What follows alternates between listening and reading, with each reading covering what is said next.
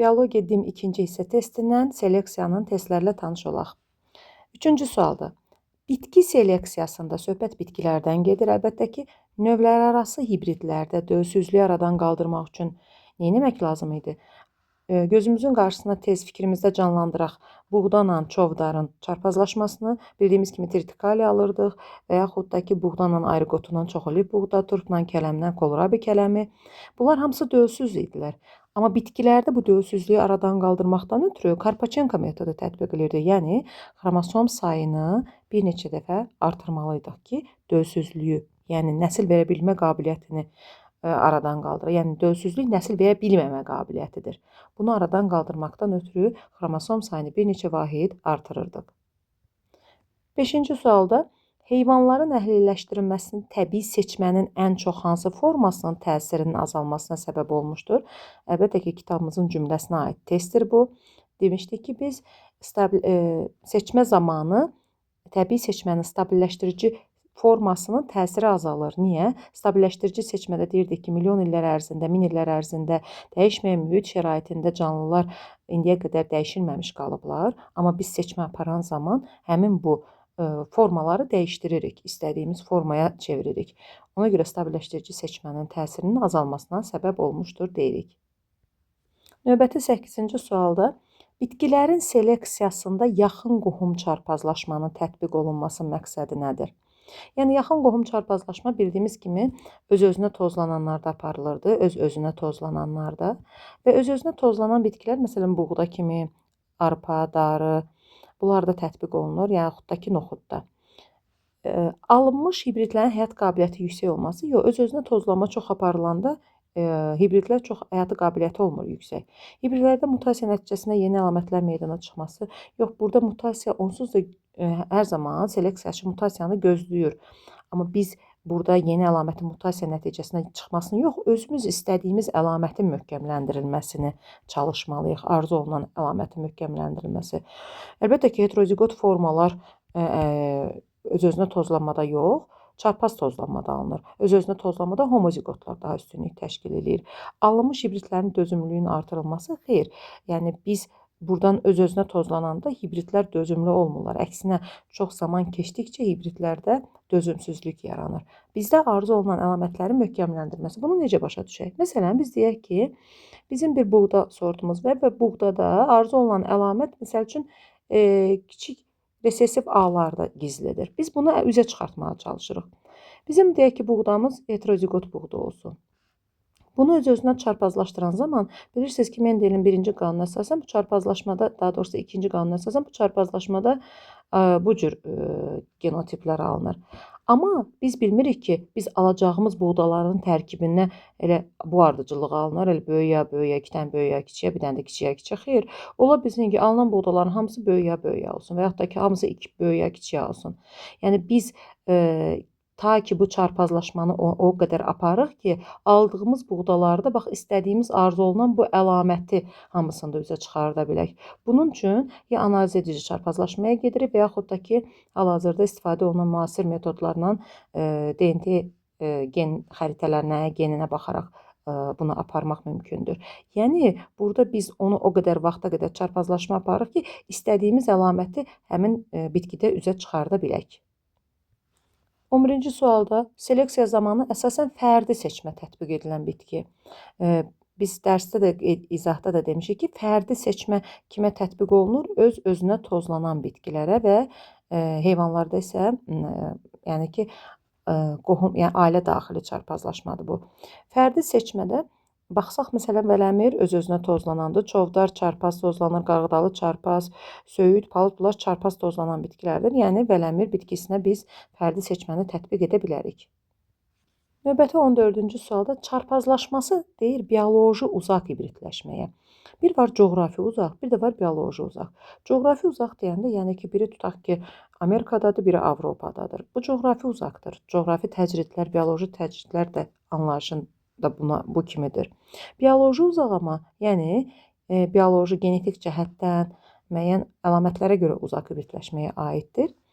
Ada deyir ki, yerin coğrafi cəhətdən uzaq rayonlarının nümayəndələrində. Yox, bu coğrafi cəhətdən uzaqdır. Bizə bioloji cəhətdən, genetik cəhətdən uzaq olanları axtarırıq. Yəni burada coğrafi uzaq desəydi, hə, A-nı götürərdi, amma bizi bioloji uzaq deyir. Bir-birindən kəskin sürətdə fərqlənən təbii zonaların nümayəndələrinin. Yenə də bu coğrafi sayılır, yəni kəskin sürətdə fərqlənən təbii zonaların nümayəndələrinin bizə bioloji lazımdır. Müxtəlif fəsilə nümayəndələrini. Əlbəttə ki, müxtəlif fəsilə nümayəndələri deyəndə tutaq ki, məsəl üçün gülçiçəklər fəsiləsi və ya da xaççiçəklər fəsiləsi. Əlbəttə ki, kələm, qızılgüldən fəsiləyə hansı fəsiləyə aid olduğundan, fəsilənin xüsusiyyətlərinə görə fərqlənəsidir. Burada cavabımız C variantıdır. O birisi variantlara da baxaq. Eyni bir ölkənin coğrafi cəhətdən uzaq rayonları, yenə də burada coğrafiyadan gedir söhbət, yəni coğrafi ərazidən və eyni bir növün nümayəndələrində niyə bioloji uzaq hibridləşmə olsun ki, onlar daha da növ daxilidirlər də. Bildiyimiz kimi uzaq hibridləşmə növləri arası cinslər arası hibridləşmədir və da fəsilə nümayəndələri arasında, amma eyni bir növün nümayəndələri arasında, yəni çarpazlaşma niyə uzaq olsun ki, atla atı çarpazlaşdırılsa, əlbəttə ki, bu uzaq deyil. 18-ci sualda deyir ki, kələmlə turpun döllü nəslinin əmələ gəlməsinə mane nə olurdu? Bildiyimiz kimi, dölsüz kələmlə turpda 2n bərabərdir 18-dir ki, biz bunu Karpachenko döllülüyünü artıraraq 4-ünü 36-ya çıxartdıq və ona mane olan bildiyimiz kimi xromosomların müxtəlif ölçü və formasıdır ki, onlarda xromosomları, məsələn, bu 18-dən 9-u deyirdik ki, turpa aid xromosomdur, 9-u kələmə aid xromosomdur. Yəni, bunlar fərqli ölçü və formaya malikdirlər, homoloji deyildilər deyib, döllü nəsil əmələ gələ bilmirdi. 19-cu sualda öz-özünə tozlanan bitkilərdə hansının meydana çıxmasını gözləmək olar deyir. Öz-özünə tozlanan bitkilərdə, məsələn, A. Mutasiyaların sayının çoxalması. Bildiyimiz kimi, öz-özünə tozlanan bitkilərdə homozigotluq artır. Ümumiyyətcə, mutasiyalar adətən resesiv mutasiyalar daha çox üstünlük təşkil edir. Yəni, tutaq ki, bir dənə kiçik A-da resesiv mutasiyamız var. Kiçik A olanda bu resesiv mutasiya üzə çıxır. Yəni, resesiv mutasiyaların üzə çıxma ehtimalı öz-özünə tozlanmada artır. Öz-özünə tozlanmada resesiv mutasiyaların üzə çıxması öz-özünə tozlanmada artır. Amma toplanması heterozigotlarda, yəni çarpaz tozlananlarda, heterozigotlarda toplanma çoxdur, üzə çıxma ehtimalı azdır. Deməli, öz-özünə tozlananlarda resesiv mutasiyaların üzə çıxması çox, toplanması azdır. Amma çarpaz tozlananlarda isə resesiv mutasiyaların toplanma ehtimalı çox, amma üzə çıxma ehtimalı isə azlıq təşkil edir. Yəni, tutaq ki, burada kiçik A resesiv mutasiyadırsa, çarpaz tozlananlarda üzə çıxma ehtimalı azdır. İndi burada deyək ki, mutasiyaların sayının çoxalmasını. Xeyr, bu demək deyil ki, hər öz-özünə tozlanan bitkidə mütləq ki, mutasiyaların sayı çoxalsın. Xeyr, çoxalması yox. Əgər cümləni belə qursaydı ki, mutasiyaların üzə çıxma ehtimalı çox rast gəlinir ehtimaldan, hə, onu götürə bilərdik. Amma burada deyir ki, mutasiyaların sayının çoxalması. Yəni, bu mütləq deyil ki, mutasiyaların sayı çoxalsın. Heterozigot fərdlərin alınması, xeyr, biz bilir ki, öz-özünə tozlananlarda homozigotluq daha çox artır. Xromosom dəstinin azalması da deyil, saf xətlərin, bunlar deyil. Y variantı baxaq, uzaqlaş, hibridləşmə üçün xromosom dəstinin artması da deyil. D variantı, saf xətlərin alınması. Bəli, biz saf xətləri öz-özünə tozlanan, ailə daxili çarpazlaşmada alırdıq saf xətləri. Xətlər arası, sonra saf xət alıb xətlər arası çarpazlaşmaya aparırdıq biz bunu. Yəni, saf xət deyəndə öz-özünə tozlanma və bir də inbreedingdə biz saf xət alırdıq. Növbəti 20-ci sualda uzaq hibridləşmə üçün səciyyəvi xüsusiyyətlərdən hansılar həm bitki, həm də heyvanlar üçün ümumi hesab olunmur. Biz bilirdik ki, uzaq hibridləşmədə dölsüz nəsil alınır və biz dölsüzlüyü aradan qaldırmaqdan ötürü bitkilərdə Karpachenko üsuluna gedir. Amma biz bunu heyvanlarda edə bilmirik. Çünki heyvanlarda xromosom sayının artırılması o heyvanın ölümü və yaxud da ki, anomaliyası ilə nəticələnər. Ona görə dölsüzlüyün aradan qaldırılması üçün əksərən poliplodiyadan istifadə edilir. Yəni, bu bitkilər üçün xarakterik xüsusiyyətdir. Heyvanlarda biz bunu aparmırıq. 25-də uzaq hibridləşməyə aid olmayanı soruşur bizdən. Uzaq hibridləşmə bilirdik ki, növlər arası, cinslər arası aparılır. Məsələn, Burada B-yə baxsaq, yak iri buynuzlu qaramal uzaq hibridləşmə idi. Qaytaq alınırdı və dişilər bunların deyirdik ki, döllü olur. Kələmlə turpdan kohlrabi kələmi alınırdı. Uzaq hibridləşmə idi. Buğdanla çovdardan tritikali alınırdı. Arxarla merinosdan arxar merinos alınırdı. Yəni bunlar hamısı uzaq hibridləşməyə aid idi. Amma ərəb mini yatı ilə Danimarka ağır yük atı bu növ daxilidir. Niyə növ daxilidir? Çünki atdır da.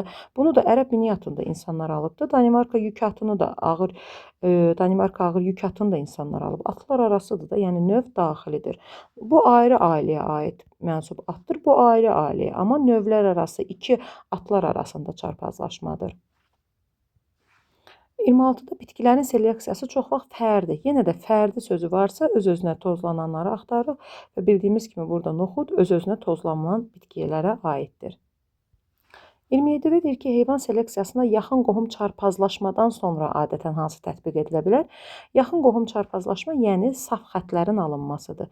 Bildiyimiz kimi yaxın qohum çarpazlaşmada biz bayaq da qeyd elədik ki, bizim əsas məqsədimiz saf xətt almaqdır.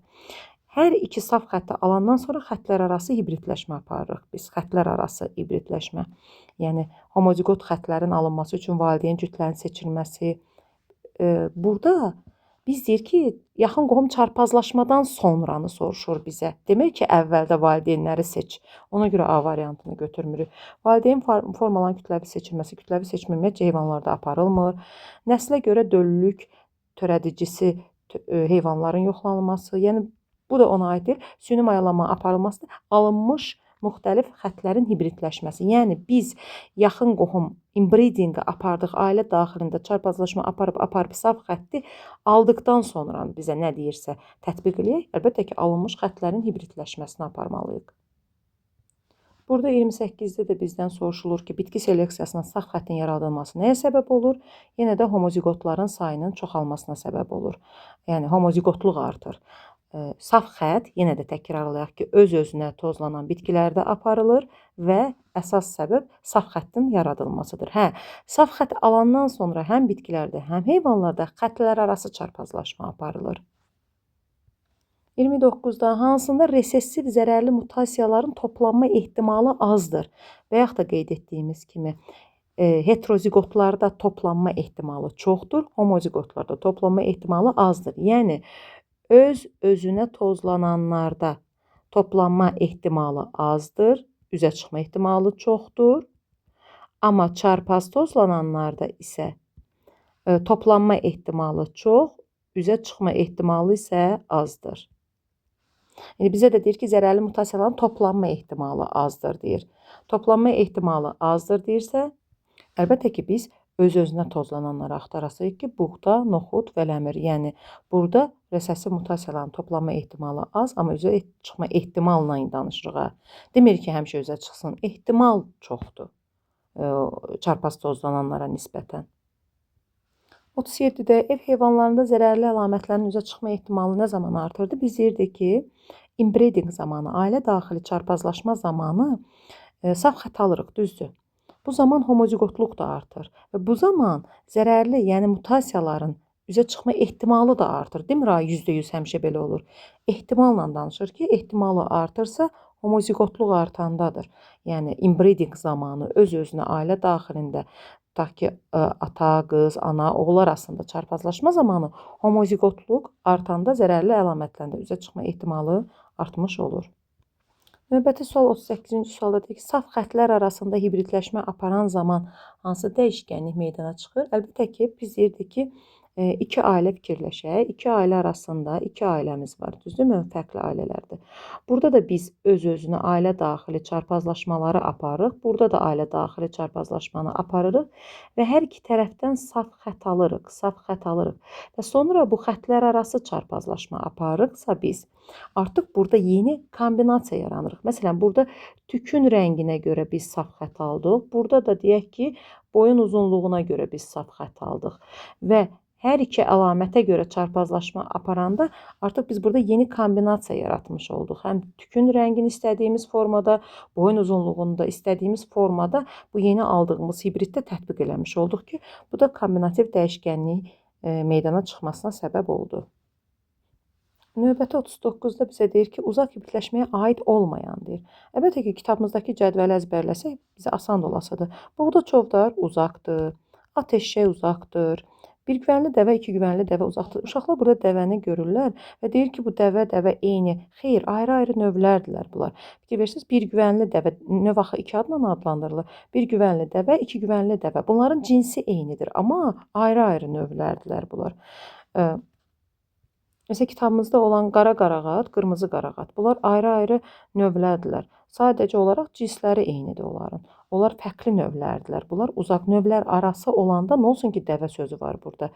Ayrı növlər arasıdır deyib uzaq hibridləşmədir. Arxar merinos, bu da uzaqdır. Amma sarı beflerlə kitayka, bunlar hər ikisi almadırlar. Yəni, hər ikisi almanın sortlarıdır və ona görə bu uzaq hibridləşməyə aid deyil. 41-də deyir ki, əgər bitki sortu poliploidə çevrilərsə nə kimi dəyişikliklər baş verər? Bildiyimiz kimi, hal-hazırda bizim həyətlərdə əkdiyimiz, becərdiyimiz bitkilərin böyük əksəriyyəti poliploiddirlər. Yəni, poliploid nədir? Bir var diploid bitkilər, bir də var 4N, 6N, 8N, poliploid bitkilər. Bitkilərdə poliploidi artan zaman məhsuldarlıq da artır. Yəni, bir mənalı olaraq poliploid bitkilərdə həmişə məhsuldarlıq artır. Heyvanlarda 42-də deyir ki, heyvanlarda uzaq hibridləşmələr nəticəsində hibridlərdə heterozis effekti müşahidə olunur. Hibridlərdə homozigotluq yüksəlir. Xeyr, homozigotluq ailə daxili, inbreedingdə olur. Hibridlərin həyat fəaliyyəti aşağı düşür. Xeyr, həyat fəaliyyəti yüksəkdir. Niyə atla eşşəkdən biz qatır aldıqsa, bu həyat qabiliyyəti yüksək bir canlıdır da. Yeni saf xətlər, xeyr, saf xətlər yenə də təkrarlayıram dəfələrlə ki, öz-özünə inbreedingdə saf xətlər alınır. Hibridlərdə heterozigotluq aşağı düşür. Xeyr, əksinə heterozigotluq artır. Niyə? Müxtəlif xətlər arasında, müxtəlif canlılarda əlamətlərdirlər deyib, yəni heterozigotluq artır. Ailə daxil olanda homozigotluq artır, amma müxtəlif növlər olanda, cinslər olanda, çarpaz tozlananda heterozigotluq artır. Heterozis effekti, əlbəttə ki, heterozis effekti haqqında biz danışanda demişdik ki, heterozis effekti inbreedingdə də öz-özünə tozlananda, çarpaz tozlananda, növlər arası, növ daxili, cinslər arası hamısında müşahidə olunur. Amma uzaq hibridləşmədə heyvanlarda heterozis effekti həmişə pik səviyyəsində qalır. Yəni aşağıya düşüb azala-azala getmir. Yəni bu nöqtədə qalır. Çünki uzaq hibridləşən heyvanların böyük əksəriyyətində hansı ki bala vermirlər, onlarda heterozis effekti itmir. Elə o canlıda heterozis